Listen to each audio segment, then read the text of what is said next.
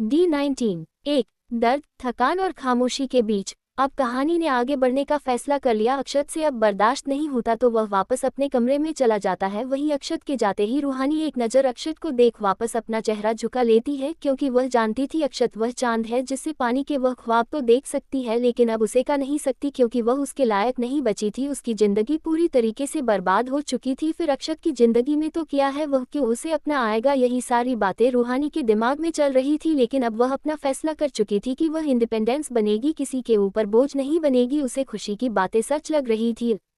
अर्जुन और दीवान खुशी को उसका कमरा दिखाने ले जाते हैं। रणबीर जब से यहाँ आया था उसने किसी से एक लफ्ज नहीं बोला था। वह ये देखना चाहता था कि उसकी बीवी के अचानक यहाँ आने का कारण क्या था, वह किस वजह से यहाँ आई थी। यही सब बातें इस वक्त रणबीर के दिमाग में चल रही थी।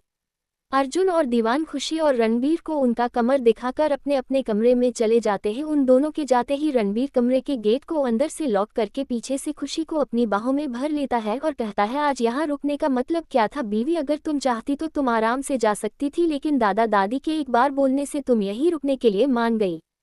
खुशी रणवीर के एहसास में खोकर अपनी आंखें बंद करके कहती है, वह बूढ़े हैं रणवीर और इतनी गलती नहीं थी इन लोगों की जितनी बड़ी सजा मैं दे चुकी हूँ। ये तो खुद इतने सालों तक अपनी बेटी से दूर रहे हैं। मैंने सजा रूहानी के साथ किए गए अन्य की दे रही हूँ। अक्षत मेरा भाई है, मैं जानती हूँ, लेकिन उसने सिर्फ किया के कहने पर रूहानी की जिंदगी को बर्बाद हो जाने दिया, तो उसकी सजा तो उसे मिलनी चाहिए ना। रणवीर खुशी को खुद के सामने करता है और बोलता है, ये वजह नहीं है, बात कुछ और भी है जो तुम मुझे छुपाने की कोशिश कर रही हो। रणवीर की बात सुनकर खुशी घूमकर रणवीर के सामने आ जाती है और कहती है, हाँ मेरा यहाँ आने का मकसद कुछ और है, लेकिन वह अभी मैं किसी को नहीं बता सकती। मेरे मकसद के बारे में तो आने वाला वक्त बताएगा और आप फिक्र ना करें, मैं ऐसा कोई काम नहीं करूँगी जिसकी वजह से किसी को कोई परेशानी हो, लेकिन तब तक जब तक कोई मुझे टारगेट करने की कोशिश नहीं करता। खुशी और रणबीर फ्रेश होकर नीचे हॉल में आ जाते हैं जहां डिनर लग चुका था। सब लोग अपनी अपनी चेयर पर बैठकर डिनर कर रहे थे और सब चुप थे। वहीं खुशी की नजरें रूहानी के ऊपर टिकी हुई थी। खुशी को अपना पिछला जन्म याद आ जाता है जब ऐसे ही सफेद साड़ी में रूहानी रोड पर चले जा रही थी। उसे अपनी जिंदगी का कोई होश नहीं था तो खुशी ने उसकी जान बचाई थी। उसके बाद वह खुशी के साथ रहने लगी थी। एक दिन जब कंचन ने खुशी को मारने की कोशिश की तो रूहानी उसके आगे आ गए और उसे दुनिया को अलविदा कह गई। उसे दिन भी अक्षत ने रूहानी के लिए कोई स्टेप नहीं लिया था। पिछले जन्म में तो अक्षत और किया की शादी भी हो गई थी और किया ने पूरे आहूजा परिवार को बर्बाद कर दिया था। यही सब सोते हुए खुशी अपनी प्लेट में चम्मच घुमाई जा रही थी। उसे कुछ भी समझ नहीं आ रहा था। कभी वह रूहानी को अपने साथ रखना चाहती थी, लेकिन रूहानी किसी पर बोझ नहीं बनना चाहती थी, इसलिए वह चुपचाप अपना खाना खा रही थी। तभी वहां दादा दादी की बेटी और नमन जी का छोटा भाई आ जाता है। बोलो खुशी को देखकर खुश होने का नाटक करने लगते हैं और वही रूहानी को देखकर अपना मुंह चढ़ा लेते हैं। लेकिन दादा दादी और अक्षत और नमन जी के आगे किसी से कुछ भी बोलने की उनकी हिम्मत नहीं थी और वह चुपचाप उन लोगों को डिनर पर ज्वाइन कर लेते हैं। खुशी किसी से कोई बात नहीं करती है क्योंकि वह इन लोगों की फितरत को पिछले जन्म से जानते थे। ये लोग बहुत ही लालची और मक्कार किस्म के लोग थे जो आहूजा फैमिली को मारकर खुद पूरी आहूजा प्रॉपर्टी के बारिश बनना चाहते थे। पिछले जन्म में तो यह इस चीज में कामयाब हो गए थे, लेकिन इस जन्म में खुशी ऐसा कुछ भी नहीं होने देगी और न ही अपने परिवार को एक खरोच आने देगी। तभी अपनी आदत से मजबूर कामिनी देवी खुशी की बुआ जी खुशी की तरफ देखकर कहती है, वैसे हमें अच्छा लगा इतने सालों बाद नमन भाई साहब को उनकी बेटी मिल गई, लेकिन फिर भी तुम अनाथ आश्रम में पाली बड़ी हो तो मैं मेहनत तो बिल्कुल नहीं होंगे और वैसे भी इतने बड़े खानदान में तुम्हारी शादी हो गई तो तुम्हें वहाँ के थोड़े तौर तरीके सीखने चाहिए ना। तभी अचानक से सर्द आवाज कामिनी देवी के कानों में आती है, मेरी बीवी को कुछ भी सीखने की आपकी हैसियत नहीं है, इसलिए अपना मुंह बंद करके खाना खाए वरना इतनी दूर फेंकूंगा ले जाकर कि दोबारा कभी जिंदगी में या वापस लौट कर नहीं आ पाएंगे। वही रणबीर की धमकी सुनकर कामिनी देवी चुपचाप हो जाती है क्योंकि वह तो खुशी को रणबीर की नजरों में गिरना चाहती थी, लेकिन रणबीर को खुशी का साइड लेट देखा उनके मुंह बन जाता।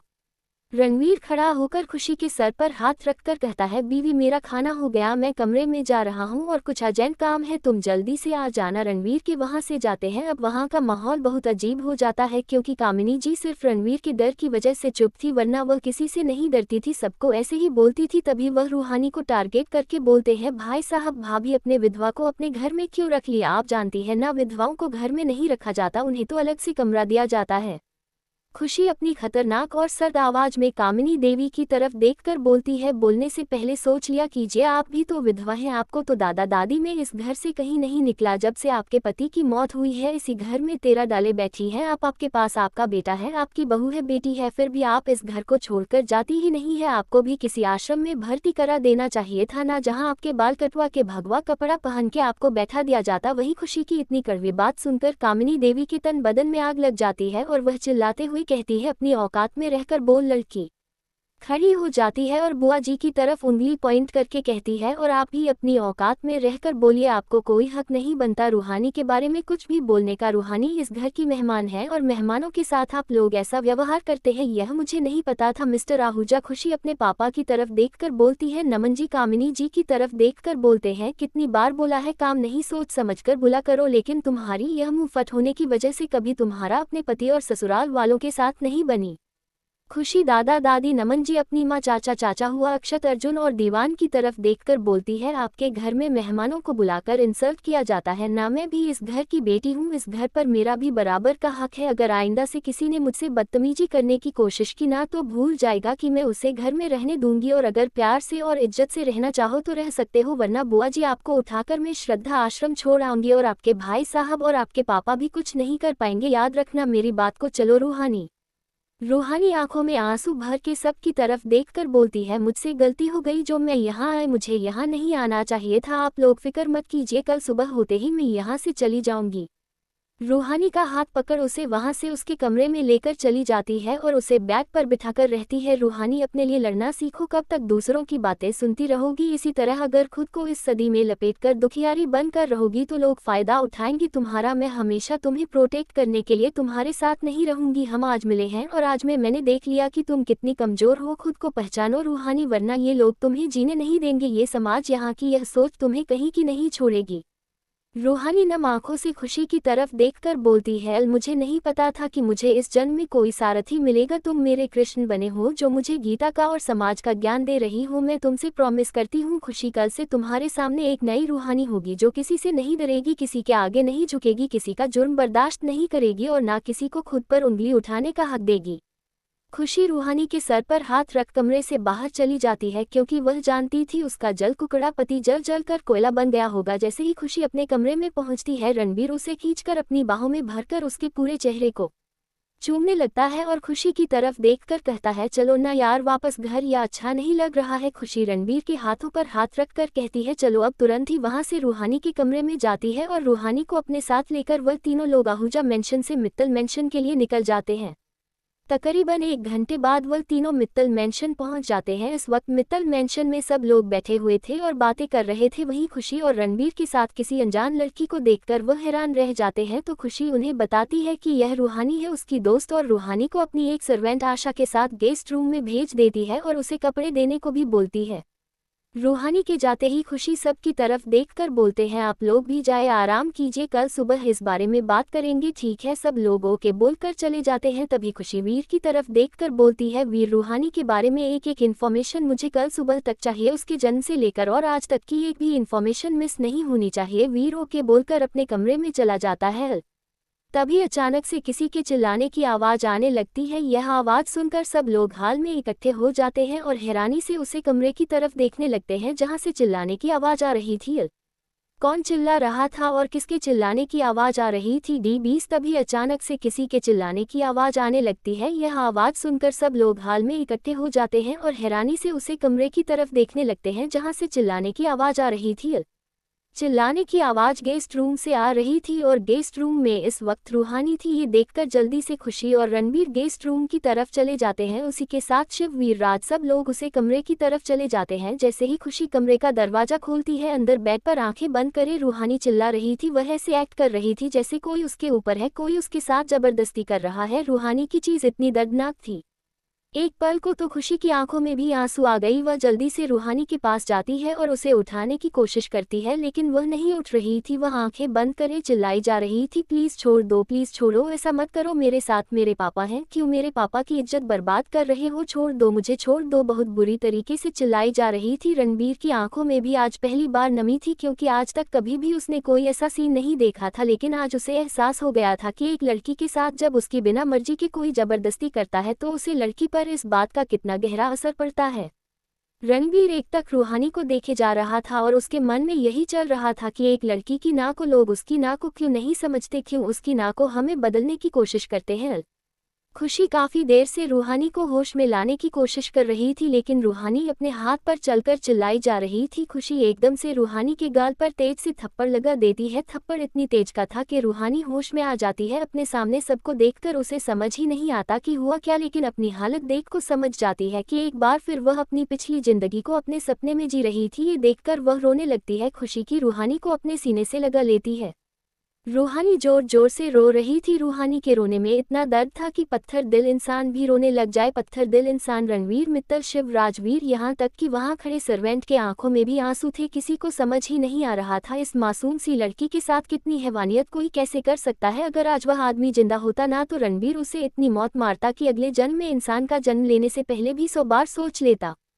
खुशी बड़ी मुश्किल से रूहानी को शांत करती है, लेकिन रूहानी शांत नहीं हो रही थी। तभी रणवीर आगे बढ़कर एक इंजेक्शन लेकर रूहानी के इंजेक्ट कर देता है और इसी के साथ रूहानी यह गहरी नींद में सो जाती है। रूहानी के सोते ही खुशी एकदम सिर्फ रणवीर के गले लग जाती है और कहती है, रणवीर क्यों हम लड़कियों के साथ ऐसा होता है, अगर हम अपनी पसंद से शादी करें और वह इंसान गलत हो जाए तब भी हमारी गलती, अगर हमारे मन आप हमारी शादी कर दे और वह इंसान गलत हो जाए तब भी हमारी गलती, यह समाज हम औरतों को चैन से जीने क्यों नहीं देता। अगर कोई पति अपनी पत्नी को मारता है तो उसे लड़के के घर वाले कहते हैं कि किसी को बात कर क्या करोगी, अपने पति की बदनामी करोगी। जब हम उसे रिश्ते को खत्म करके अपने घर आते हैं तो भाई भाभी माँ बाप हमें अपनाते नहीं, क्या हमारी गलती थी। खुशी की बातें रणवीर के दिल में कांटे की तरह चुभ रही थी। वही सब लोग अपना सर झुकाकर खड़े थे। किसी की समझ में नहीं आ रहा था कि वह क्या बोले, और सच में आज रूहानी का दर्द देकर उन सबकी रूह कांप गई थी। रणवीर खुशी को खुद से अलग करके उसके चेहरे को अपने हाथ में लेकर कहता है, तुम रूहानी को यहाँ लेकर आए हो ना, तो रूहानी को ट्रोमा से बाहर निकालो। जब तुमने उसकी जिम्मेदारी उठाई है तो उससे पहले की तरह हंसती मुस्कुराती रूहानी बना दो। उसे एक ऐसी चट्टान बना कि उसे पर चोट करने वाला इंसान खुद टूटकर बिखर जाए, लेकिन वह लड़की ना टूटे। और हाँ, अपने भाई से उसे दूर रखना, क्योंकि तुम्हारा भाई ही इस लड़की की बर्बाद जिंदगी का जिम्मेदार है। खुशी एक नए आत्मविश्वास के साथ रणवीर से अलग होकर कहती है, ये सब मेरी लड़ाई नहीं है, ये हम सब की लड़ाई है। हम सबको रूहानी को इस लड़ाई में जीत दिलवानी है, उसे एक जिंदा दिल लड़की बनाना है। तब उसके माँ बाप और उसके भाई भाभी को पता चलेगा कि जब हम किसी को बसे शहर छोड़ देते हैं और जब वह उठकर खड़ा होता है तो वह कितना हार्टलेस बन जाता है। सब लोग अपने अपने कमरे में चले गए थे, लेकिन शिव अभी भी वहीं खड़ा था। रूहानी को इस दर्द में देखकर उसके दिल में दर्द हो रहा था, लेकिन वह इस मामले में कुछ नहीं कर सकता था। वह रूहानी के पास बैठकर उसके बालों को सहलाने लगता है। रूहानी के माथे पर जो चिंता की लकीरें थी अब वह मिट जाती है और वह एक सुकून की नींद सो जाती है। अगली सुबह पूरा मित्तल परिवार डाइनिंग टेबल पर बैठा हुआ था। सब लोग ब्रेकफास्ट कर रहे थे, तभी रूहानी वहां कर बैठ जाती है। खुशी रूहानी से उसकी तबीयत पूछता है तो रूहानी हाँ बोल देती है। खुशी उससे कहती है, कल से तुम्हारी ट्रेनिंग स्टार्ट होगी तो सुबह 4 बजे उठकर ट्रेनिंग करनी है। रूहानी खुशी की बात का जवाब देते हुए उससे ओके बोल देती है। रूहानी अभी अपनी प्लेट में देखा ही रही थी कि उसकी प्लेट में कुछ रख जाता है। उसे देख उसकी आंखें हैरानी से बड़ी हो जाती हैं और वह अपने पीछे घूमकर देखती है जहां शिव खड़ा था। रूहानी ने कल से सिर पर ध्यान नहीं दिया था या अपने दर्द में वह इतनी बिजी थी कि उसकी नजरें शिव के ऊपर नहीं गई थी। शिव को अपने सामने देख रूहानी एक झटके से अपनी कुर्सी से उठकर खड़ी हो जाती है और शिव के गले लग जाती है। किसी को समझ ही नहीं आया था कि अचानक से हुआ क्या। शिव रूहानी को अपनी बाहों में भर लेता है और उसके बालों को सहलाने लगता है। काफी देर रो लेने के बाद रूहानी शांत हो जाती है। शिव से चेयर पर वापस बिठाकर कहता है, रोने के दिन खत्म हो गए हैं। मैंने पहले भी तुमसे कहा था और आज भी बोल रहा हूँ, मैं कल भी तुम्हारा इंतजार करता था और मैं आज भी तुम्हारा इंतजार कर रहा हूँ। मैं बचपन से लेकर आज तक सिर्फ तुमसे प्यार किया है रूहानी, तुम्हारे अलावा मैंने कभी अपनी जिंदगी में किसी को आने नहीं दिया। सब लोग हैरानी से शिव और रूहानी को देख रहे थे। तभी रणवीर की आवाज और शिव के कानों में जाती है, तुम रूहानी को पहले से जानते हो।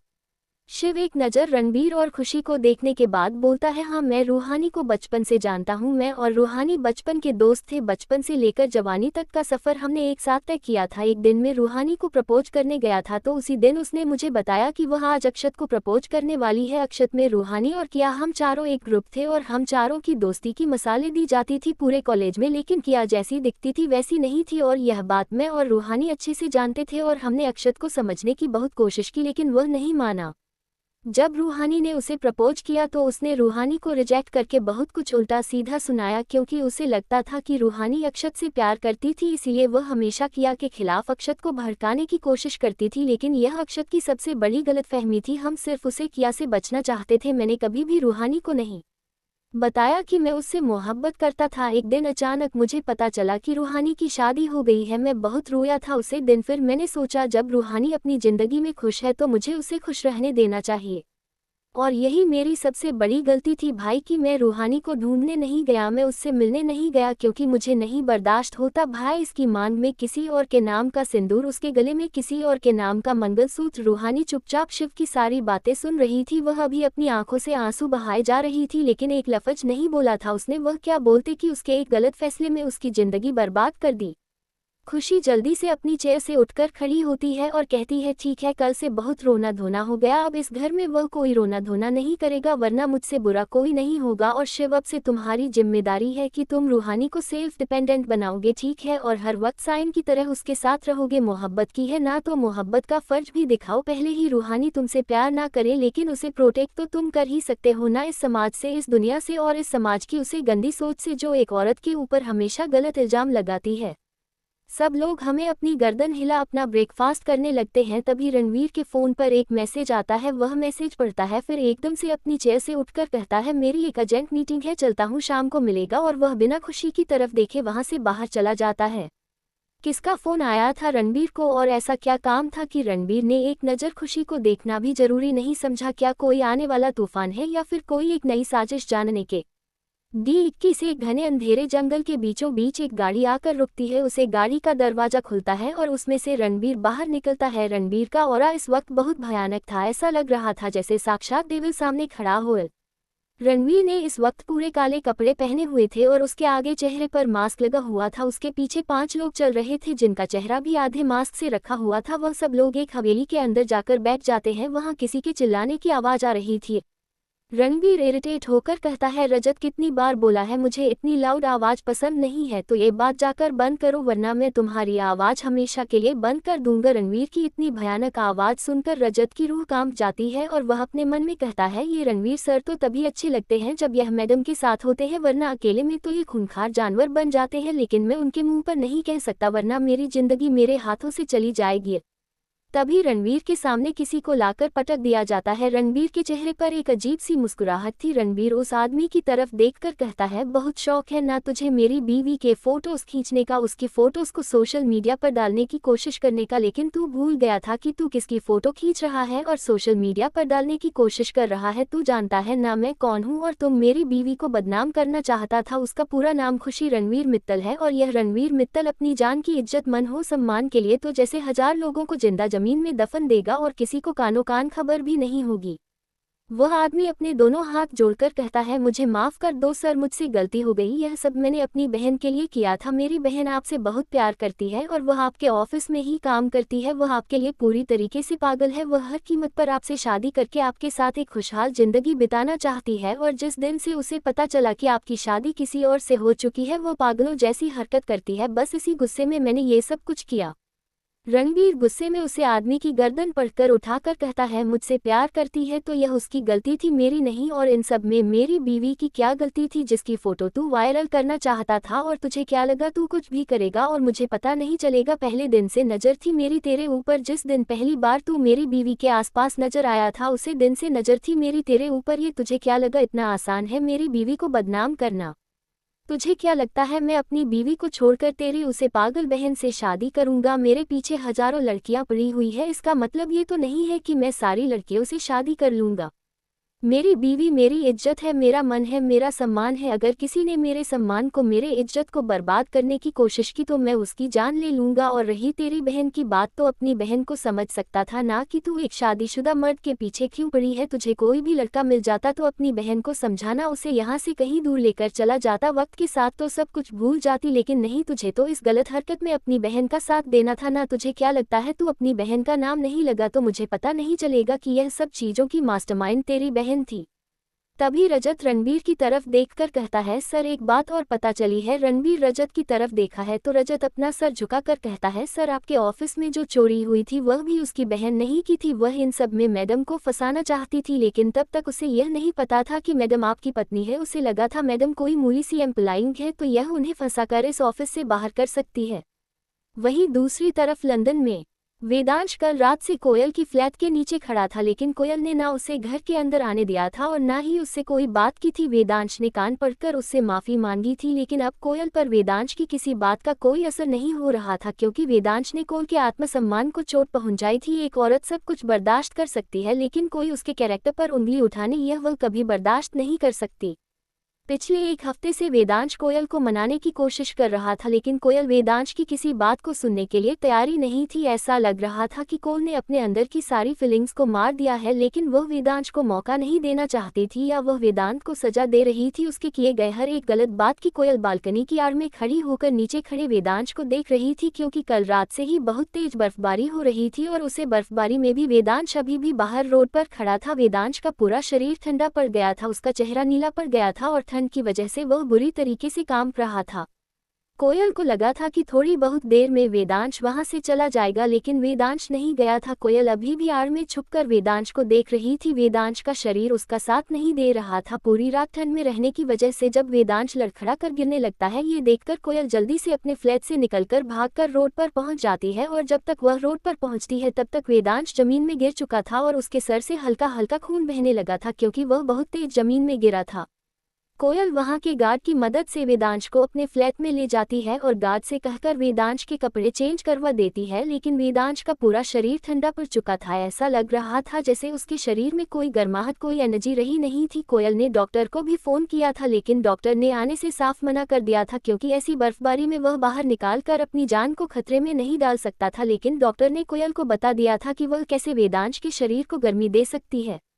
कोयल गुस्से में वेदांश को देख रही थी। अगर अभी वेदांश होश में होता तो शायद कोयल उसके साथ क्या करती वह भी नहीं जानती, लेकिन इस वक्त उसकी नाराजगी से ज्यादा जरूरी वेदांश की जिंदगी थी। इसीलिए वह कंबल में वेदांश के पास लेट जाती है और धीरे धीरे अपने और वेदांश के कपड़ों को निकाल कर जमीन में फेंक देती है। दोनों पूरी तरीके से एक दूसरे में समा चुके थे, एक दूसरे को अपना बना लिया था। अब वेदांश की भी तबीयत ठीक थी। पूरी रात कोयल ने वेदांश को ठीक करने में लगा दी थी। वह थककर गहरी नींद में चली गई थी। थोड़ी देर बाद वेदांश करवट बदल कोयल की तरफ अपना चेहरा कर लेता है। वेदांश को तो आधी रात में ही होश आ गया था जब उसे कोयल के शरीर की गर्मी लगी थी, लेकिन वेदांश नहीं चाहता था कि कोयल उससे दूर जाए, इसीलिए वह ऐसे ही रिएक्ट करता है कि वह अभी बेहोशी की हालत में है। जैसे ही कोयल गहरी नींद में जाती है, वेदांश उसके चेहरे पर अपनी उंगलियां घूमकर कहता है, तुमने मेरी जिंदगी बचाने के लिए अपनी इज्जत मुझे सौंपी है कोयल। अब मेरा फर्ज बनता है कि मैं हमेशा तुम्हारी इज्जत, तुम्हारे महान सम्मान का ख्याल रखूं। मैं बहुत बाकी के लिए खुद को तुमसे दूर रख लिया, लेकिन आप नहीं। अब बाकी का मेरी जिंदगी में कोई वजूद नहीं है। अगर वह वापस भी आ जाए तब भी नहीं, क्योंकि मैंने पहले ही हमारी शादी को रजिस्टर करवाने के लिए तैयारी शुरू कर दी है। कल हमारी शादी होगी और हमेशा के लिए हम एक दूसरे के हो जाएंगे।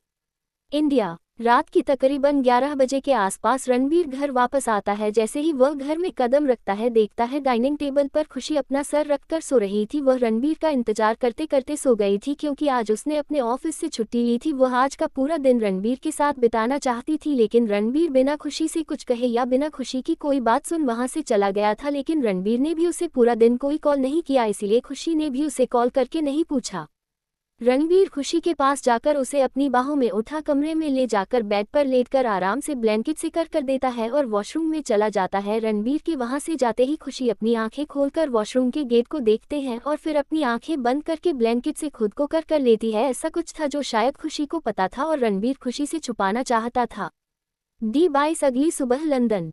धीरे धीरे वेदांश की आंखें खुलना लगते हैं और वह देखता है कि वह एक इंसान कमरे में था। उसे समझ नहीं आ रहा था कि वह इस वक्त है कहाँ, लेकिन जब वह अपने आसपास देखा है तो उसे अपने आसपास कोई नहीं दिखाई देता। वहाँ चारों तरफ सन्नाटा फैला हुआ था।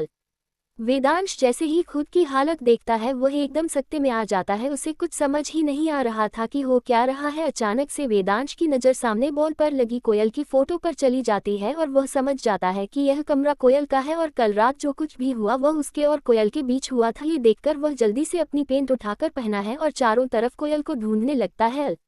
वेदांश ने पूरा फ्लैट देख लिया था लेकिन उसे कहीं पर भी कोयल दिखाई नहीं दी थी। वह बार बार कोयल को कॉल कर रहा था लेकिन कोयल का फोन स्विच ऑफ आ रहा था। वेदांश का गुस्सा उसकी हर हद पार कर चुका था। वह जल्दी से अपनी बॉडीगार्ड्स को कॉल करके कोयल को ढूंढने के लिए बोल देता है और खुद सोफे पर बैठकर अपने पैरों को जमीन में टाइप करने लगता है। वेदांश गुस्से में कोयल की तस्वीर को देखते हुए बोलता है, गलत किया तुमने कोयल, बहुत गलत किया। अब तुम वेदांश का कर देखोगी। तुम मुझे छोड़कर जाना चाहती हो ना, और अब ऐसा कभी नहीं होगा। तुम मेरी हो चुकी हो और आप तुम्हें अपनी पत्नी बनाकर अपने साथ लेकर जाऊंगा। अगर मुझसे दूर जाने की कोशिश की तो तुम्हें जबरदस्ती कैद कर लूंगा। पहले तुम मेरे पास आना चाहती थी लेकिन मैं अपनी मजबूरी की वजह से तुम्हें खुद से दूर करता आया था, लेकिन अब ऐसा कुछ नहीं होगा। अब कोयल सिर्फ और सिर्फ वेदांश अग्निहोत्री की बनेगी। थोड़ी देर बाद वेदांश के पास उसके बॉडीगार्ड का कॉल आता है कि उन्हें कोयल मिल गई है। वेदांश सिर्फ एक शब्द में जवाब देता है, मैं आ रहा हूँ। एयरपोर्ट पर बहुत सारी बॉडीगार्ड्स ने कोयल को घेर रखा था लेकिन उसकी तरफ पीठ करके खड़े थे। वह कोयल को वहां से कहीं जाने नहीं देना चाहते थे क्योंकि अगर उन्होंने ऐसा किया तो उनका बस उसे दे रहे मौत देने वाला था। वही थोड़ी देर में वेदांश वहां जाता है जिसने इस वक्त ब्लैक कपड़े पहने हुए थे और उसके चेहरे पर कोई एक्सप्रेशन नहीं थी। गुस्से में उसकी सर की नसें दिख रही थी, हाथ की मुट्ठियों से उसकी नीली नसें बाहर दिखाई दे रही थी। ये देखकर तो कोयल का दिल उसके मुंह में आ जाता है। वह समझ चुकी थी कि उसने वेदांश से दूर भगाने की कोशिश करके बहुत बड़ी गलती करी है। वेदांश कोयल का हाथ पकड़कर उसे एयरपोर्ट से बाहर खींच कर ले जाने लगता है और वहां खड़े किसी भी पुलिस ऑफिसर की हिम्मत नहीं थी कि वह वेदांश को रोक ली। वहीं कोयल रोते हुए विधान से उसे छोड़ देने के लिए कह रही थी लेकिन वेदांश एक बेरहम इंसान की तरह उसे वहां से लेकर अपनी गाड़ी में बैठता है और गाड़ी को तेज स्पीड में वहां से लेकर निकल जाता है। कोयल अपना सर नीचे करे रो रही थी और वेदांश से कहती है, आप तो मुझसे प्यार नहीं करते ना, तो क्यों मेरे साथ जबरदस्ती कर रहे हैं? कल मैंने जो कुछ भी किया आपकी जान बचाने के लिए किया। लेकिन वेदांश कोयल की किसी बात का कोई जवाब नहीं देता क्योंकि उसे गुस्सा आ रहा था। उसकी कोयल उसे छोड़कर कैसे जा सकती है? वैसा कभी नहीं होने देगा। एक झटके में वेदांश कर को रोक देता है और जैसे ही कोयल की नज़र सामने जाती है वह हैरान रह जाती है क्योंकि सामने मैरिज रजिस्ट्रार ऑफिस था। कोयल वेदांश की तरफ देखकर कहती है, मैं आपसे शादी नहीं करूंगी। वेदांश कोयल के चेहरे को पकड़कर कहता है, शादी तो तुम्हें मुझसे करनी पड़ेगी चाहे कुछ भी हो जाए। कोयल झटके से गाड़ी से बाहर आती है और बाहर आकर वेदांश की तरफ अपनी उंगली पॉइंट करके कहती है, मैं तुमसे शादी नहीं कर सकती और ना ही मैं तुमसे शादी करना चाहती हूँ। कल रात मैंने जो कुछ भी किया वह सिर्फ तुम्हारी जान बचाने के लिए किया क्योंकि प्यार करती थी तुमसे। तुम्हारी जान बचाने के लिए इतना तो कर ही सकती थी। तुमने जिस तरह मेरा दिल तोड़ा है उसके बाद मैं कभी तुमसे शादी नहीं करूंगी। वेदांश कोयल के हाथ को पकड़ उसे खुद के करीब करके कहता है, और तुम्हें ऐसा क्यों लगता है कि मैं ऐसा होने दूंगा? अब तुम पूरी जिंदगी के लिए मेरी हो चुकी हो और मुझे तुमसे कोई अलग नहीं कर सकता। तुम्हारी मर्जी हो या ना हो, चाहे जबरदस्ती, तो मैं कायल वेदांश अग्निहोत्री बनकर ही रहना पड़ेगा। और मैं ये सब कुछ क्यों कर रहा था? इसलिए कर रहा था, ये तुम्हें आने वाले वक्त में पता चल जाएगा। कोयल वेदांश को खुद से दूर धक्का देकर कहती है, मैं कोई खिलौना नहीं हूँ वेदांश। जब तुम्हारा मन किया खेल लिया, जब तुम्हारा मन किया छोड़ दिया। मैं जीती जाती इंसान हूँ, मेरे अंदर भी फीलिंग्स है, मेरे अंदर भी दिल है, मुझे भी दर्द होता है, मुझे भी हट होता है। जब आपका मन करता है आप पास आ जाते हो, जब आपका मन करता है आप मुझे दूर कर देते हो। इस बार मैं आपको खुद के पास नहीं आने दूंगी। वेदांश कोयल को और खुद से चिपक लेता है। दोनों के बीच हवा पास होने तक की जगह नहीं थी। वेदांश कोयल के चेहरे पर अपनी उंगली घूमर कहता है, बचपन से मोहब्बत करता हूँ तुमसे। पाखी से शादी करना मेरी मजबूरी थी क्योंकि उसे वक्त हालात कुछ ऐसे थे कि मुझे शादी करनी पड़ी। और एक बात मेरी तुम काम खोल कर सुन लो कोयल, मैंने कभी परी को हाथ नहीं लगाया, ना ही कभी उसे अपनी पत्नी होने का हक दिया। वह मेरे घर में सिर्फ किसी की अमानत बनकर रह रही थी और एक दिन वह मुझे छोड़कर चली गई। तो मैं क्या लगता है तुम्हारी बहन मर चुकी है? लेकिन ये सच नहीं है। तुम्हारी बहन अपने बॉयफ्रेंड के साथ भाग गई थी और यह बात तुम्हारा भाई और तुम्हारे पापा चाचा दोनों जानते हैं। मैं तुम्हें हमेशा खुद से दूर इसलिए रखता था क्योंकि कल को अगर पाखी वापस आ गई तो मैं तुम्हें दर्द नहीं दे सकता था, तुम्हें हर्ट नहीं कर सकता था। लेकिन अब मैंने फैसला कर लिया है, बाकी आए या ना आए मेरी जिंदगी में सिर्फ और सिर्फ कोयल रहेगी, क्योंकि मुझे भी खुश रहने का अधिकार है, अपनी मोहब्बत पाने का अधिकार है, और मैं किसी भी कीमत पर अब तुम्हें खुद से दूर नहीं करूंगा। अगर किसी ने मुझे तुमसे अलग करने की कोशिश की तो मैं उस पर बात कर दूंगा। और कोयल का हाथ पकड़कर उसे अंदर खींचते हुए ले जाता है। कोयल तो एक मूर्ति की तरह वेदांश के साथ खींची चली जा रही थी। उसे तो अभी समझ ही नहीं आया था कि वेदांश ने उसे क्या कहा। आधे घंटे बाद वेदांश और कोयल बाहर आते हैं। कोयल की आंखों में आंसू थे और वेदांश के चेहरे पर मुस्कुराहट, और वेदांश की मुस्कुराहट बता रही थी कि उसने कोयल को हमेशा हमेशा के लिए अपनी बना लिया है। और वह कोयल को खुद से चिपक कर कहता है, यह आंसू बचा कर रखो, आज रात काम आएंगे, क्योंकि आज रात हमारी सुहाग रात है, तो इन्हें बचा कर रखो। बेड पर तुम्हें चिल्लाने के लिए मजबूर ना किया ना, तो मेरा भी नाम वेदांश अग्निहोत्री नहीं। अब तुम कभी मुझसे दूर नहीं जा सकती, कभी नहीं, और कोशिश भी मत करना, क्योंकि मैं अपना वह रूप तुम्हें नहीं दिखाना चाहता जिस रूप को ये दुनिया जानती है। मैं तुम्हारे लिए आज भी सिर्फ तुम्हारा वेद बनकर रहना चाहता हूँ, तो मुझे वेदांश बनने पर मजबूर मत करना।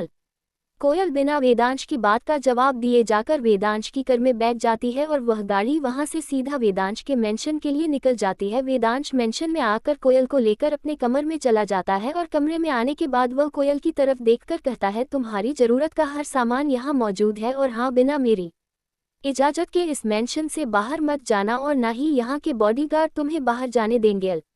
कोयल गुस्से में वेदांश के पैर पर अपना पैर मारकर वॉशरूम में चली जाती है। वहीं कोयल की इस हरकत से वेदांश के चेहरे पर मुस्कुराहट आ जाती है और वह तुरंत अपना फोन लेकर बालकनी में चला जाता है।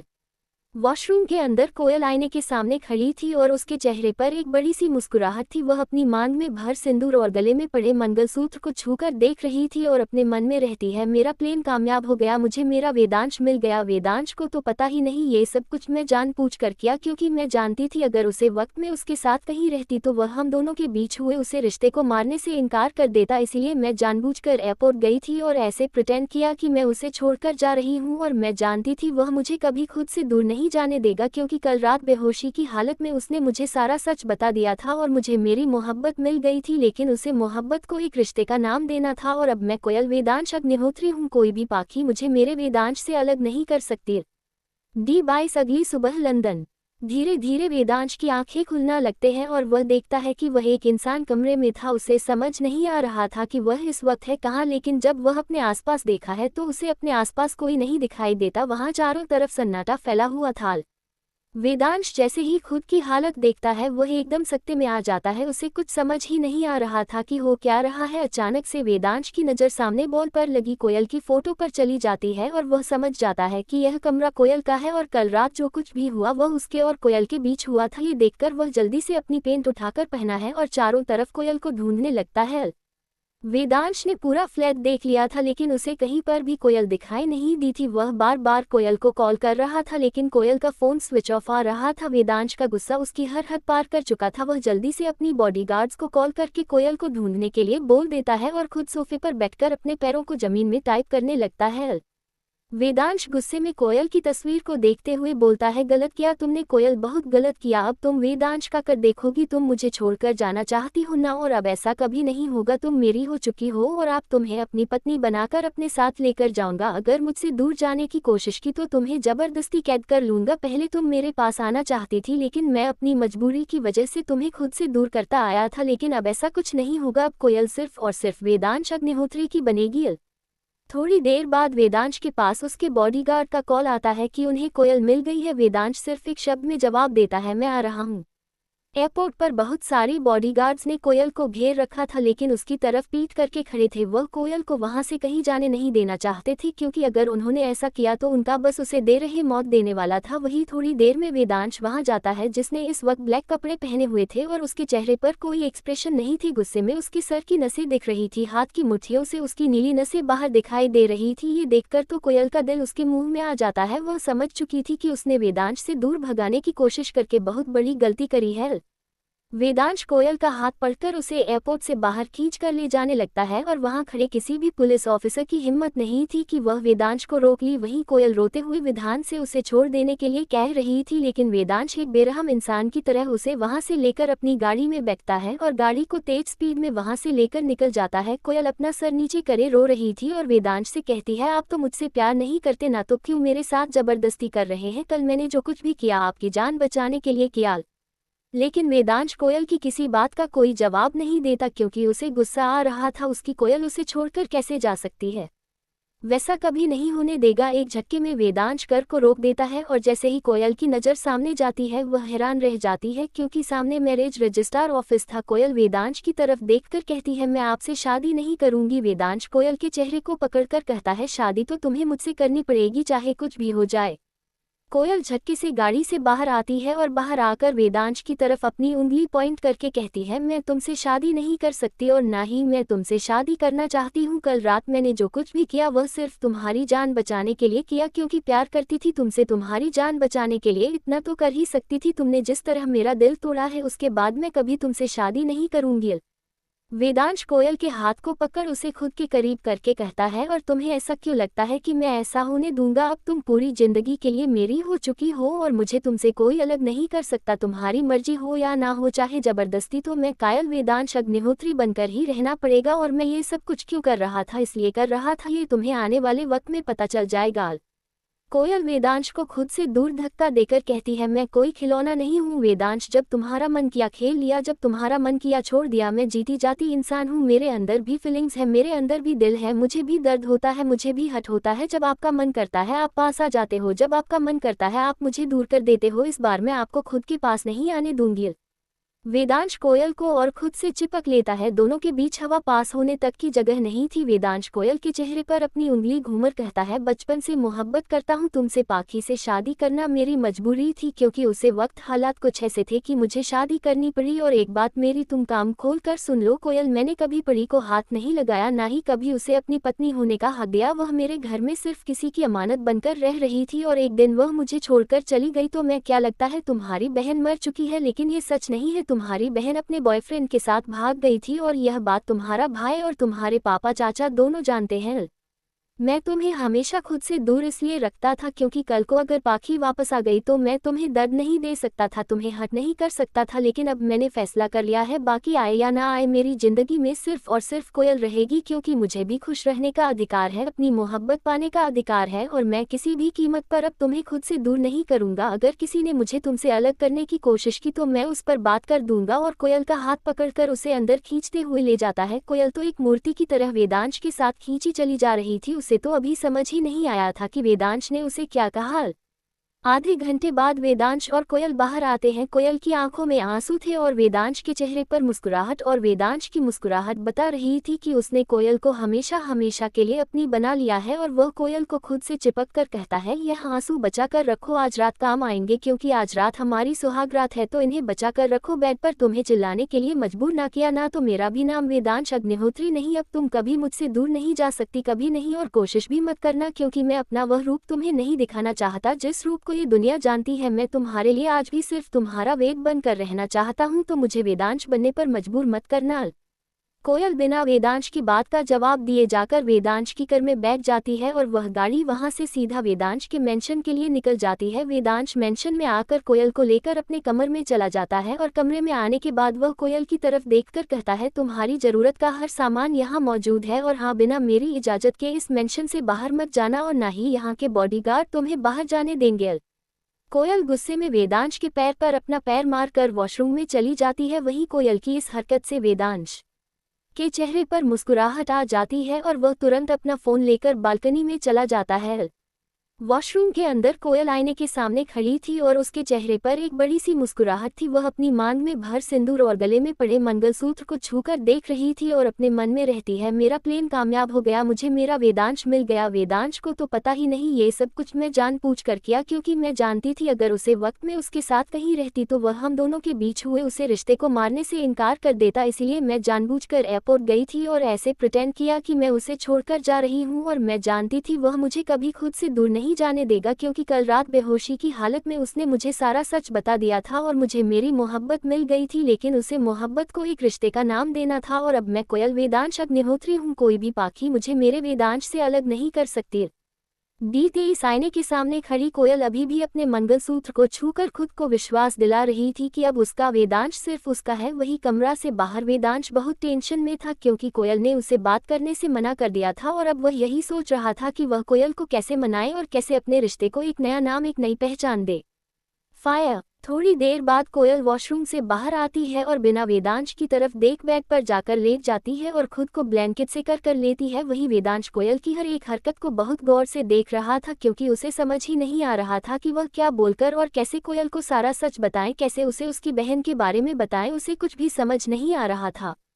फायर। कोयल अपनी आंखें बंद करके लेटी हुई थी। वहीं थोड़ी देर बाद वेदांश कोयल की बगल में आकर लेट जाता है और उसे खुद की बाहों में भर लेता है। अब कोयल की पीठ वेदांश के सीने से लगी हुई थी। वेदांश को अपने इतने करीब आकर कोयल की बॉडी रिएक्ट करने लगती है और वेदांश के चेहरे पर एक मुस्कुराहट आ जाती है, क्योंकि वह समझ चुका था कि कोयल जाग रही है, लेकिन वह से कुछ कह नहीं रही थी, इसीलिए उसकी भी हिम्मत बढ़ रही थी। फायर।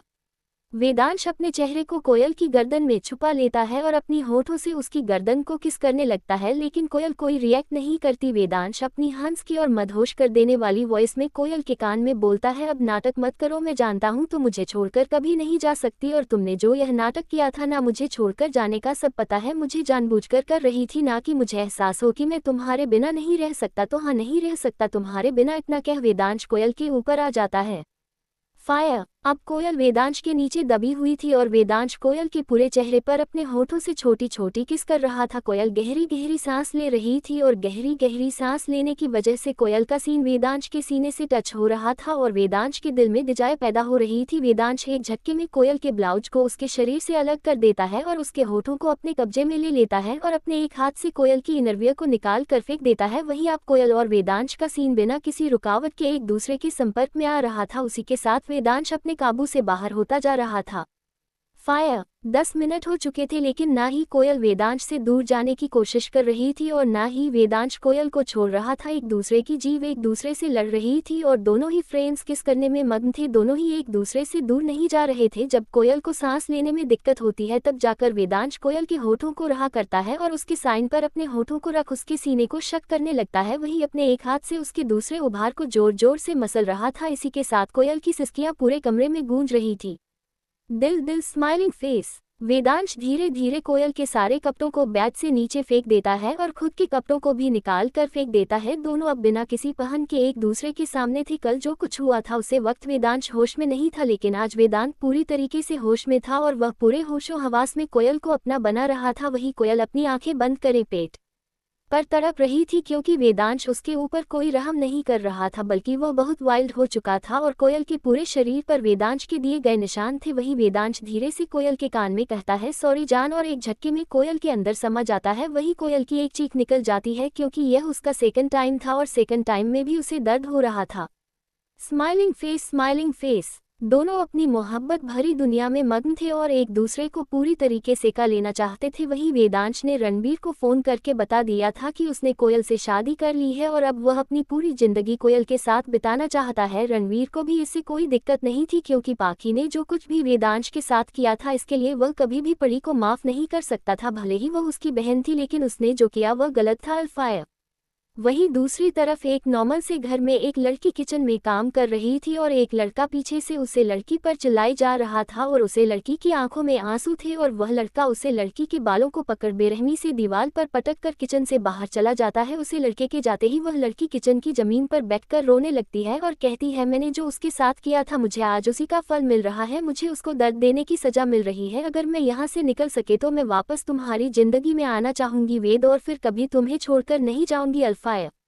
इंडिया। रणबीर और खुशी अपने अपने ऑफिस में अपने ऑफिस का काम कर रहे थे। वही खुशी के पास कोयल की शादी इन्फॉर्मेशन थी। उसे ये भी पता था कि कोयल और वेदांश ने शादी कर ली है। वह खुश थी चीज से कि चलो कोयल को उसकी मोहब्बत मिल गई, लेकिन वही ये भी जानती थी कि बहुत जल्द पाखी उन दोनों की जिंदगी में एक ग्रहण बनकर आने वाली थी। लेकिन उससे पहले उसे पाखी की सच्चाई सारे घर वालों के सामने लानी होगी, वरना पाखी हमेशा के लिए कोयल और वेदांश को अलग कर देगी। इसलिए उसने एक डीवीडी को मित्तल मेंशन और अग्निहोत्री मेंशन भेज दिया था, जिसमें पाखी की पूरी सच्चाई थी। अल्फायर।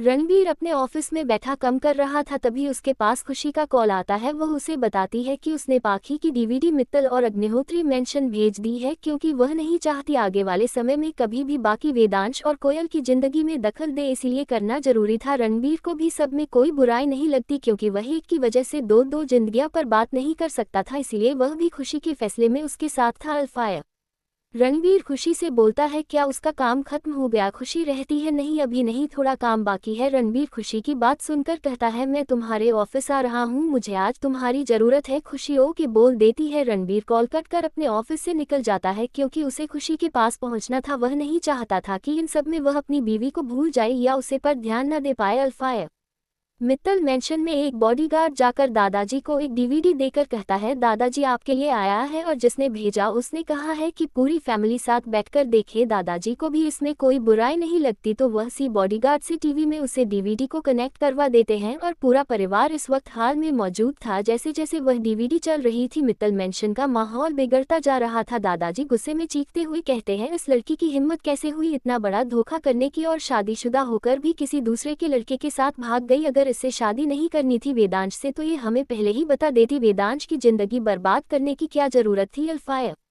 दादी माँ दादाजी का हाथ पकड़कर कहती है उससे बच्चों ने कैसे बर्दाश्त किया होगा ये सब, तभी तो मैं कहूँ हंसने खेलने वाला वेदांश इतना शांत कैसे हो गया, और क्यों वह उसे घर में आना अवॉइड करता है। हम तो किसी को मुंह दिखाने लायक नहीं रहे, अगर हमें पहले पता होता तो हम पाखी की जगह अपनी कोयल की शादी वेदांश से कर देते। अल्फाया तभी उसे हाल में रणबीर की आवाज़ सुनाई देती है मैं कोयल की शादी वेदांत से कर दी है, क्योंकि वेदांश और कोयल एक दूसरे से प्यार करते थे और लंदन में एक दूसरे के साथ खुश हैं, और मैं नहीं चाहता कि वह दोनों इंडिया आए, क्योंकि इस लड़की का कोई भरोसा नहीं है कि यह लड़की कब यहाँ आकर कौन सा तमाशा खड़ा कर दे। और मैं अग्निहोत्री फैमिली में भी सब कुछ सच बता दिया है, क्योंकि हमारी बहन की वजह से उनके बेटे की जिंदगी बर्बाद हुई थी, और सच जानना सबका हक था। वेदांश कब तक अकेले ये सब झेलता रहता। सबको रणबीर का फैसला सही लगता है और सब खुश थे इस बात से कि चलो वेदांश और कोयल को उनके हिस्से की खुशी मिल गई, लेकिन कोई था जिसे ये सब पसंद नहीं आया था, इसीलिए वह गुस्से में वहां से चला जाता है। LL24 दोनों फैमिलीज को यकीन ही नहीं होता है कि पाखी ऐसा कर सकती है, लेकिन जो सबूत जो वीडियो सुनने देखे थे वह भी तो झूठ नहीं था। अब सब फैसला कर चुके थे कि वह कोयल और वेदांश के साथ हैं, और अब वह किसी को भी उन दोनों की जिंदगी से खिलवाड़ नहीं करने देंगे। दोनों फैमिली साथ में डिनर करते हैं, और डिनर करने के बाद रणबीर खुशी को लेकर वापस अपने मेंशन आ जाता है। खुशी और रणबीर जब कमरे में पहुंचते हैं तो रणबीर के फोन पर कॉल आने लगता है, तो वह अपना फ़ोन लेकर स्टडी रूम में चला जाता है। वहीं रणबीर के जाते ही खुशी फ्रेश होकर आती है और बालकनी में खड़े होकर काले घने अंधेरे को देखने लगती है, और तभी उसके फ़ोन पर एक मैसेज ट्यून बजती है। जब वह उस मैसेज को देखती है तो उसके चेहरे पर डेंजरस स्माइल आ जाती है। उतरन 3 क्लोजेस्ट रूम में जाती है और फिर से खुद को पूरी तरीके से करके सीक्रेट दरवाजे से बाहर निकल जाती है। वहीं खुशी के कमरे के जाने के 2 मिनट बाद ही रणबीर कमरे में आता है। उसे खुशी कहीं नहीं दिखाई देती, तो वह जल्दी से मैं गेट की फुटेज देखा है, लेकिन मैं गेट से तो कोई बाहर नहीं गया। तभी उसके दिमाग में कुछ हिंट करता है और तुरंत पीछे के दरवाजे की फुटेज चेक करता है, क्योंकि पिछली बार जब खुशी उसे दरवाजे से बाहर गई थी तभी रणबीर ने पूरे घर में हिडन कैमरा लगवा दिए थे, क्योंकि वह देखना चाहता था उसकी बीवी कहाँ कब क्या करती है, कहाँ जाती है। जैसे ही रणबीर को खुशी जाते हुए दिखाई देती है, वह तुरंत ही रजत को कॉल करके खुशी का पीछा करने के लिए बोल देता है। रजत के दिमाग में फिर से वही बात आने लगती है कि अगर खुशी को पता चल गया तो उसकी जिंदगी का आखिरी दिन हो जाएगा, लेकिन अगर वह नहीं गया तो रणबीर उसे जिंदा जमीन में दफन देगा, इसीलिए दोनों तरफ से उसका मारना तय था, इसीलिए वह खुशी का पीछा करना सही समझता है। तकरीबन 1 घंटे बाद एक ब्लैक कलर की तर जंगल के रास्ते होते हुए जंगल के आखिर में पहुंच जाती है। तभी उसे गाड़ी से एक काले कपड़े पहने लड़की बाहर निकलती है। उसे लड़की को देख आसपास खड़े सारे बॉडीगार्ड्स अपना सर झुका लेते हैं और वह लड़की आगे बढ़ते हुए अंदर चली जाती है। वह हवेली बाहर से जितनी खौफनाक और डरावनी लग रही थी, अंदर से उतनी ही लग्जरियस थी। चारों तरफ एंटीक पीस रखे हुए थे और उसे हवेली का कलर ब्लैक था, वह पूरी ब्लैक कलर से कलर थी। वहाँ का रखा हर एक सामान ब्लैक था, वह एक डरावना वाइब दे रहा था। खुशी जैसे ही अपने चेंबर में पहुंचती है, उसके पास नकुल आकर खड़ा हो जाता है और उसे बताता है कि उनकी कंपनी में किसी ने हेरा फेरी करने की कोशिश की थी और वह एक लड़का एक लड़की है, वो दोनों ही खुशी के दोस्त हैं। जैसे खुशी को ये पता चलता है, उसका चेहरा गुस्से से काला पड़ जाता है, क्योंकि वह उन दोनों को कैसे भूल सकती थी। अभी उन दोनों को उसने थोड़े टाइम सजा से बचा कर रखा था, लेकिन इन दोनों को मारने की इतनी जल्दी थी कि वह खुद ही उसके पास आ गए थे। खुशी नकुल की तरफ देखकर कहती है, उन दोनों को टॉर्चर रूम में अच्छे से टॉर्चर करो, और एक बात, उन दोनों को इतनी आसान मौत नहीं मिलनी चाहिए, बहुत पुराना हिसाब चुकता करना है मुझे उनसे। और एक बात और, उसे लड़की को बहुत शौक है ना अपने शरीर की नुमाइश करने का, तो ज़रा अपने बॉडीगार्ड्स को उसकी मसाज करने भेजो, और हाँ, उसे लड़के के लिए ज़रा लड़कों के ग्रुप का इंतजाम करो, और हाँ, उन दोनों की वीडियो ज़रूर बनना, काम आएगी आगे। ये बोलने के बाद खुशी वहाँ से बाहर निकल जाती है। खुशी अभी अपनी गाड़ी के पास पहुंचे ही थी कि अचानक पीछे देखकर कहती है, रजत, अगर मेरा पीछा करना हो गया हो तो मेरे साथ भी चल सकते हो, अगर तुम्हें इतना ही शौक है हर जगह मेरे साथ जाने का। पिछली बार तुम्हें माफ कर दिया था, लेकिन लगता है तुम्हें सजा की सख्त जरूरत है, इसीलिए तुम्हारे बॉस के ही सामने तुम्हें पनिशमेंट दी जाएगी, चलो मेरे साथ। खुशी की बात सुनकर रजत की हवाएं उड़ जाती हैं। मरता क्या ना करता, इसीलिए वह ड्राइवर के बगल वाली सीट पर जाकर बैठ जाता है। उसकी हिम्मत नहीं थी कि वह एक नज़र भी खुशी को देख सके। वही वह अपने फ़ोन से मैसेज करके रणवीर को बता देता है कि वह पकड़ा गया है। जब रणवीर रजत का मैसेज पढ़ता है तो उसके चेहरे पर एक अजीब सी मुस्कुराहट आ जाती है और अपने मन में कहता है, बीवी, तुम तो पहले ही बार उसे पकड़ चुकी थी, लेकिन पहली बार तुमने उसे छोड़ दिया, तो आज अपने साथ लाने का क्या मतलब है। रणवीर स्टडी रूम से निकलकर हाल में जाकर सोफे पर एक राजा की तरह बैठ जाता है। रणवीर के पीछे इस वक्त रणवीर के खास आदमी खड़े हुए थे जिनके बारे में कोई नहीं जानता था। वह हवा की रफ्तार से गायब हो जाते थे और आज उनके यहाँ होना मतलब कोई बहुत बड़ी बात थी। वह पांचों अभी भी रणवीर के पीछे खड़े हुए थे और रणवीर की तरफ देखने की हिम्मत भी नहीं थी, क्योंकि वह जानते थे कि रणवीर उनसे जो भी बात करना चाहता है वह उनकी लेडी बॉस के सामने करना चाहता है। आधे घंटे बाद खुशी की कार न्यू मित्तल मैंशन में आकर रुकती है और रजत जल्दी से गाड़ी से उतर के खुशी की साइड का गीत खुलता है। खुशी एक नज़र घर कर रजत को देती है, फिर घर के अंदर चली जाती है। वहीं रजत की तो हाथ पैर कांपने लगे थे। खुशी की उन नज़र को देखकर खुशी जैसे ही हाल में पहुंचती है वहां रणबीर और उसके साथ अनजान लोगों को देखकर वह रणबीर के सामने सोफे पर बैठ जाती और बोलती है, रजत को मेरे पीछे भेजने का क्या मतलब है? जब आप मेरे बारे में सबको जान चुके हो, मेरी आइडेंटिटी के बारे में सब जान चुके हो, तो आपको उसे मेरे पीछे नहीं भेजना चाहिए। क्या पता मेरे किसी दुश्मन की नज़र उसे पर पड़ जाए। रणबीर तेरी मुस्कुराहट के साथ रजत की तरफ देखकर कहता है, रजत इतना भी कमज़ोर नहीं है बीवी कि वह अपनी हिफाजत ना कर सके, और अगर तुम्हारे पीछे मैं रजत को भेजा है मतलब रजत इसके काबिल है कि वह तुम्हारी और अपनी दोनों की मदद कर सकता है, वरना मैं कभी भी रजत को तुम्हारे पीछे नहीं भेजता। रणबीर खुशी की तरफ देखकर कहता है, मैं जो भी सवाल करूं हाँ या ना में उसका जवाब देना, क्योंकि मैं नहीं चाहता कि मैं दिन नज़रों से तुम्हारी कोई भी आइडेंटिटी छुपी रहे। बताओ, साइंटिस्ट के तुम ही हो ना? खुशी हमें अपनी गर्दन हिला देती है। वही सब लोग हैरानी से खुशी को देखने लगते हैं। रणबीर खुशी की तरफ देखकर बोलता है, माफिया क्वीन तुम हो? खुशी एक बार फिर अपने गार्डन को हमें हिला देती है। रणबीर खुशी की तरफ देखकर कहता है, कोई इंडस्ट्रीज की ओनर तुम हो? खुशी एक बार फिर हमें अपनी गर्दन हिला देती है। ऐसे ही करके रणबीर उससे बहुत सारे सवाल करता है, उन सब का जवाब खुशी हमें देता है।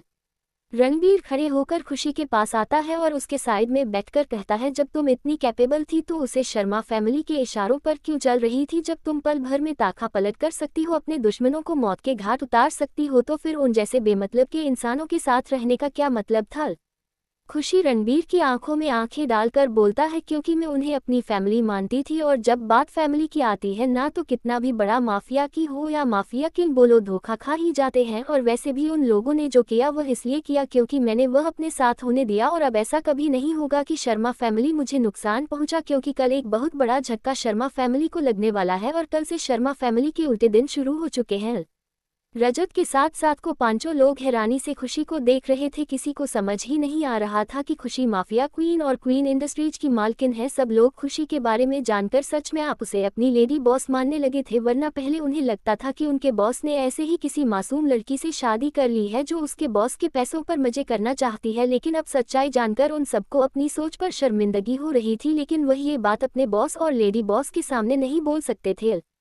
अचानक से रणबीर ऐसा कुछ करता है कि सबकी आंखें हैरानी से बड़ी हो जाती हैं। क्या किया रणबीर ने और क्यों हो गए सब लोग इतनी सॉफ्ट? जानने के लिए अगली 25 सब लोग हैरानी से खुशी को देख रहे थे, क्योंकि किसी को भी भरोसा नहीं हो रहा था कि मासूम से दिखने वाली ये लड़की माफिया क्वीन हो सकती है। लेकिन जब ये बात खुद उनके बॉस ने कही थी तो वह इस बात को झुठला भी नहीं सकते थे। रणबीर सबकी तरफ देकर कहता है, अभी से झटका लग गया, अभी तो बहुत कुछ सुनना बाकी है। तुम लोग जानते हो कि तुम उसके बारे में क्या सोचते हो, क्या बोलते हो या क्या कुछ करते हो, उसे हर एक चीज़ की जानकारी रहती है। वह तुम सब पर अपनी नज़रें गड़ाई बैठी रहती है, क्योंकि तुम सब की एक गलती और तुम सब की रूह को तुम्हारी शरीर से आज़ाद कर देगी। Smile with horns. 5 लोग हैरानी से रणबीर को देख रहे थे क्योंकि उन्हें विश्वास नहीं हो रहा था कि उनका डेविल बस किसी की इतनी तारीफ कर सकता है। तभी अचानक से रणबीर का फोन बजने लगता है।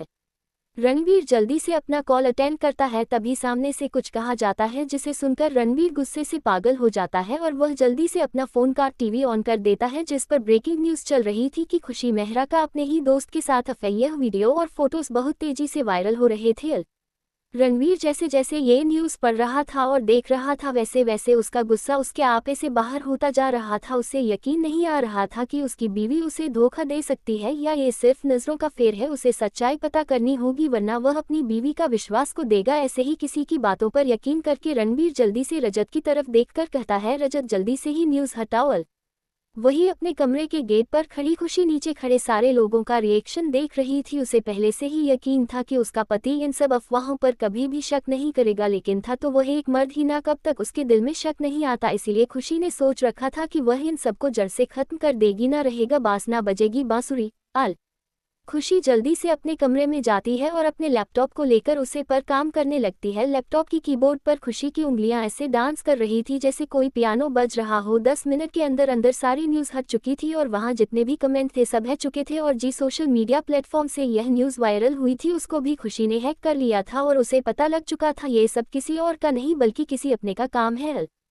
खुशी के चेहरे पर एक डेविल स्माइल आ जाती है और वह अपने लैपटॉप की स्क्रीन को देखकर कहती है, बहुत बड़ी गलती कर दी तुमने सन, जो तुम मेरे रास्ते में आ रही हो। मेरे पास 2 जनों की मेमोरी है तो मैं कैसे भूल जाऊं पिछले जन्म में तुम्हारी इसी न्यूज़ की वजह से मेरे और रणवीर के बीच कितना झगड़ा हुआ था। पिछली बार मुझे इन सब चीज़ों से फर्क नहीं पड़ता था इसीलिए मैंने रिएक्ट नहीं किया और जब मैं कोई रिएक्ट नहीं किया तो रणवीर ने इन खबरों को सच मान लिया। सना डार्लिंग, इस बार तुम्हें ऐसा सबक सिखाऊंगी कि जिंदगी में कभी भी मेरे पति पर अपनी नज़र डालने की कोशिश नहीं करोगी। तुम दोस्त की आड़ में छुपकर दुश्मन बनी बैठी हो ना। अब मैं रणवीर के सामने तुम्हारा असली चेहरा लेकर आऊंगी। मैं आज तक तुम्हारे खिलाफ कुछ नहीं किया था क्योंकि मैं चाहती थी कि तुम खुद सामने से वार करो। अब जब तुमने किया है तो पछताना तो पड़ेगा। सुबह तुम्हारे लिए धमाकेदार न्यूज़ इंतजार करेगी, वेट एंड वॉच। तकरीबन 1 घंटे बाद सब लोग स्टडी रूम में थे। रजत रणबीर की तरफ देखकर कहता है, वह सारी न्यूज़ सुनने टेलीकास्ट की थी। मैं नहीं जानता सन हम सब की दोस्त होकर ऐसी हरकतें क्यों कर रही है, लेकिन जितना मैं सना के बारे में इन्वेस्टिगेशन किया है उसे हिसाब से सन कुछ बड़ा प्लान कर रही है और वह सब कुछ तुम्हारे और भाभी के लिए बहुत नुकसानदायक साबित होगा। रणबीर अपने चेहरे पर बिना एक्सप्रेशन ले रजत की तरफ देखकर कहता है, पापा के दोस्त की बेटी थी इसीलिए आज तक कुछ नहीं किया, लेकिन अब वह मेरे और मेरी बीवी के बीच आने की कोशिश कर रही है तो उसे उसका सबक मिलना चाहिए। कल की कल उसके सारे डार्क सीक्रेट मीडिया के पास पहुंच जाने चाहिए। जो जिन लोगों ने मेरी बीवी की न्यूज़ देखी है इस न्यूज़ को देखने और पढ़ने के बाद बस न्यूज़ को भूल जाएंगे। रजत अपने मन में कहता है, इस सन को भी क्या जरूरत पड़ गई थी इस डेविल से पंगा लेने की। अब ये दोनों तरफ से मारी जाएगी क्योंकि जहां तक मैं लेडी बॉस को जानता हूं उन्हें अब तक सारी सच्चाई पता चल चुकी होगी। अब इस सन की दोनों तरफ से बैंड बजाने वाली है। बहुत शौक है ना इस मैसेज रणवीर मित्तल बनने का, अब ये कहीं सड़क की भिखारी बनकर रह जाएगी।